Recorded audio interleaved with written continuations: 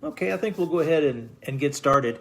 Again, thanks everybody for joining us today on really what's kind of become our weekly time together here on Facebook to talk about different topics. And, we've been talking about this idea of resilience and coherence and being able to kind of be at peak capacity when it's really important. And that kind of continues today with this idea of the power of sleep and why it's so important, especially today when there's so many challenging things going on. Everything from the virus to maybe it's kids being at home, and I know for me personally, I worry about my son out there policing every night and those kind of things. So there's a lot of things going on that are challenging us and that can cause problems with our sleep. Going to put up some links here in just a little bit. Here they come. I think it's Jocelyn doing that. Thank you, Jocelyn. For some of the things that we're going to be talking about, I'm taking what we're going to talk about today from pretty much two sources. One is Daniel Amen and his book, Memory Rescue. He talks about kind of an acronym that's called Bright Minds, and the S in minds is for sleep. So we've linked some resources from Daniel Amen. And then also the book by Dr. Matthew Walker, who is one of the leading sleep researchers today, University of California, Berkeley. He wrote a book called Why We Sleep. And so there will be links to all of those for you, a couple of videos and some Amazon links for the books if what we talk about today interests you at all.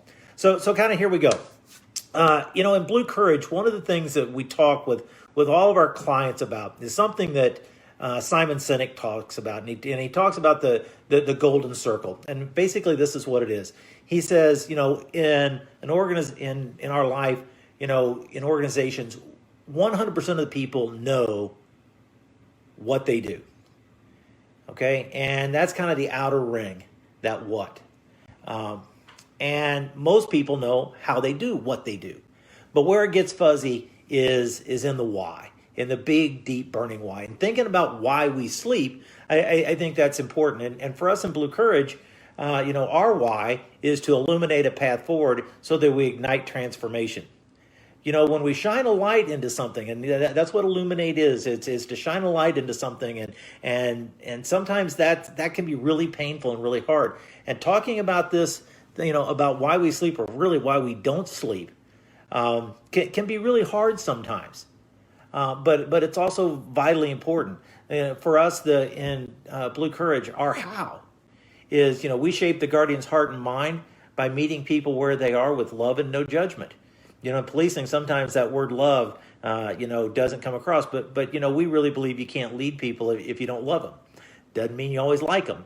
But you have to love them. And we come with that with no judgment. Where you are today is where you are. And if you're struggling with your sleep or anything else that we're talking about, that's just where you are right now. And if this is hard for you to talk about or think about, understand completely. We also say we courageously do the right thing while exploring what's possible. And looking at what's possible today is one of, I think, our biggest callings with everything going on. It's not what we can't do and we're shut in and that kind of stuff, but really what's possible today and where can we go from here.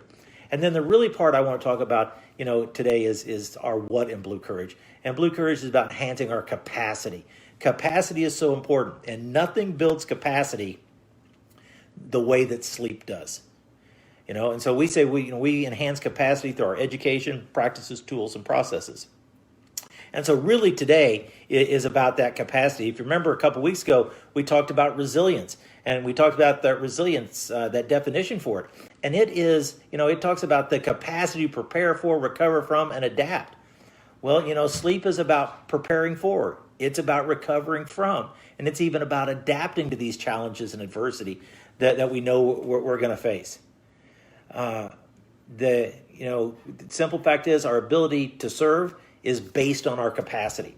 We can't serve others, and whether that's in policing, in the medical field with the nurses and the doctors or firefighters, any of those first responders, or even just with our kids and our spouses at homes during this challenging time, our capacity is being challenged.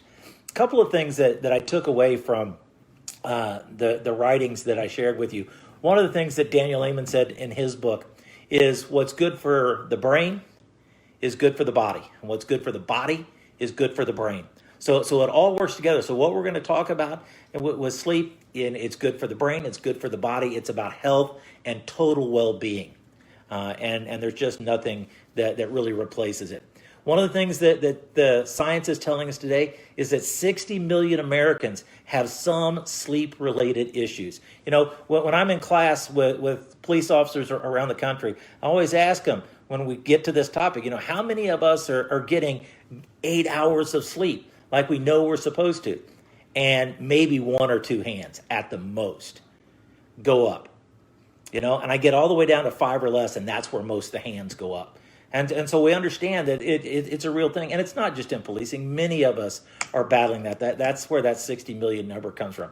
You know, we're battling things like chronic insomnia, sleep apnea, using medication to help sleep. And one of the things that science is telling us about medication, many of them, while it puts us to sleep, it's not the restorative sleep that we need.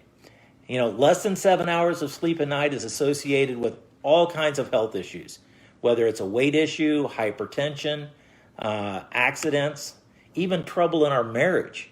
How many of us have been tired and exhausted and something came out of our mouths as soon as it came out? We know we shouldn't have said it.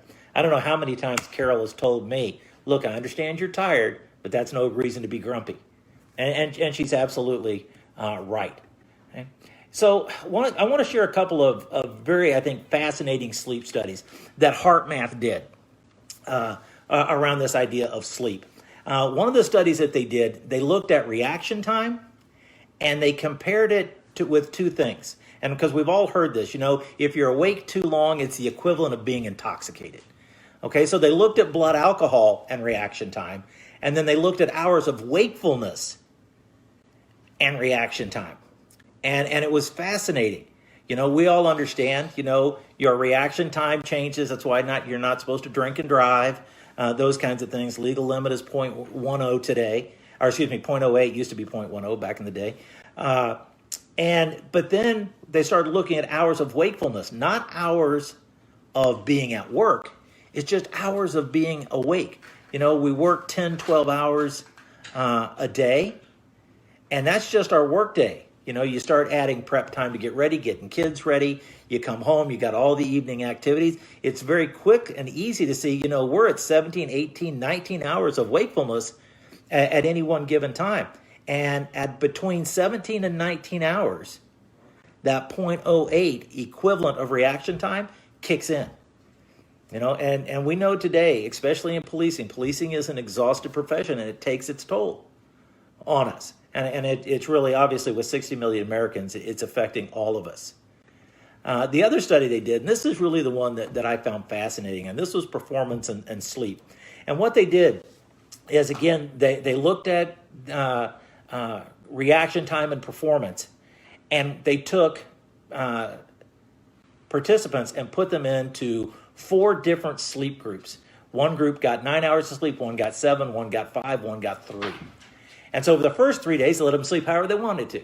For the next 7 days, they put them into their controlled sleep, 3, 5, 7, and 9 hours. Then they had 3 days of recovery. And again, they could sleep as they wanted to and needed to. Well, you can imagine.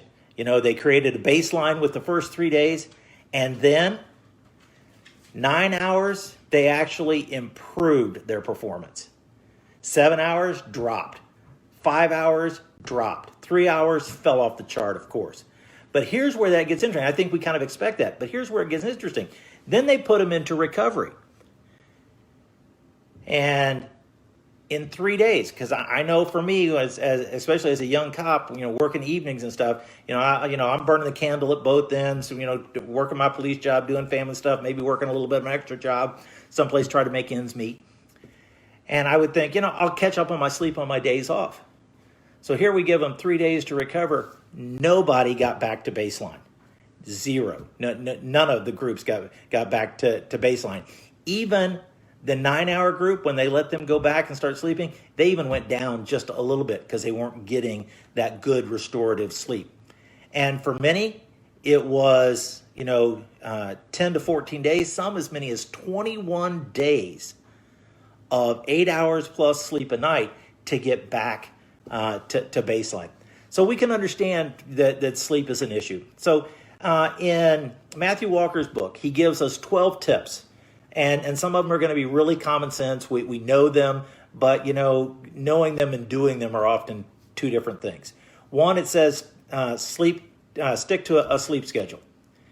And there's a lot of technology today out there that helps us monitor our sleep. And I am one that has started using technology. My sleep watch and my iPhone, there's apps out there that make them connect. You don't need either one of those. You can get it in just about any format you need to. And some of them don't cost anything.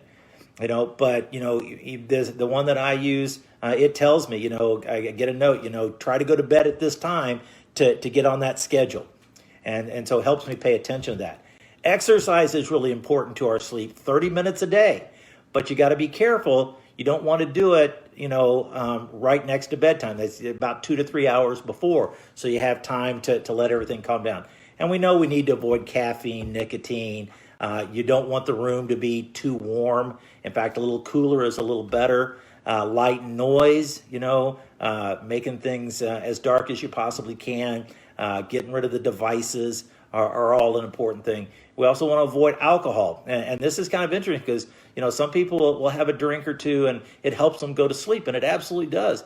But in Dr. Walker's research found that when that alcohol wears off, the brain revs back up again and is going, and we're awake. Large meals, beverages late at night don't help us sleep as well. And this is one that you'd have to talk with your physician about, but there's a lot of medication today we're finding that delays sleep and disrupts sleep. So if you can at all, if you know that you have medication that does that, see if you can get on a different cycle of taking that medication. And I'm a big fan of naps. I love when I have the opportunity to take a nap. But again, Dr. Walker's research says no naps after 3 p.m. You got to be up and going because you need that awake time so we can go back to sleep. And also find something relaxing before bedtime, but before you're actually going to go to sleep. And whether that is listening to some music that has a nice rhythm to it, or reading, or etc., whatever that etc. might mean for you. Taking a warm bath or shower helps get rid of some of the stress. We said we didn't want the light and those kind of things. Well, dark room, device free, or at least put it on do not disturb. And you can set that up, because I know I have it set up because my son works evenings, so if Michael needs to get a hold of me, it'll ring through. You can set that up for those kinds of things. You also need during the day, you need to get good sunlight exposure. Dr. Walker says at least 30 minutes and to get out and get the sun. We need that energy from the sun during the day. And then he also talks about waking up with the sun. And that doesn't mean getting up at sunrise, but get up and have the sunlight be part of that, or at least use bright lights. It helps break the circadian rhythm of sleeping and helps us wake up. And if we're awake, don't stay in bed. If we're awake, get up. And that even means if you're having problems going to sleep, get up and do something that might be relaxing, get back in bed and try again. He also talks about magnesium and melatonin are choices that some have found to be helpful. And then the last one, this one was kind of new to me. He talks about journaling. If we're having problems sleeping, journaling gets those thoughts out of our head that allows our brain to quiet itself. Those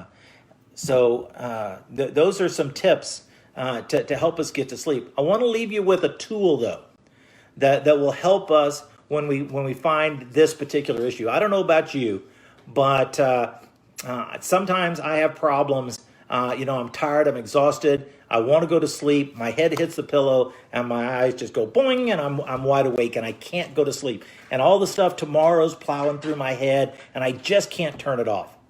And so David G. in his teaching with us, he gives us a tool called Recapitulation.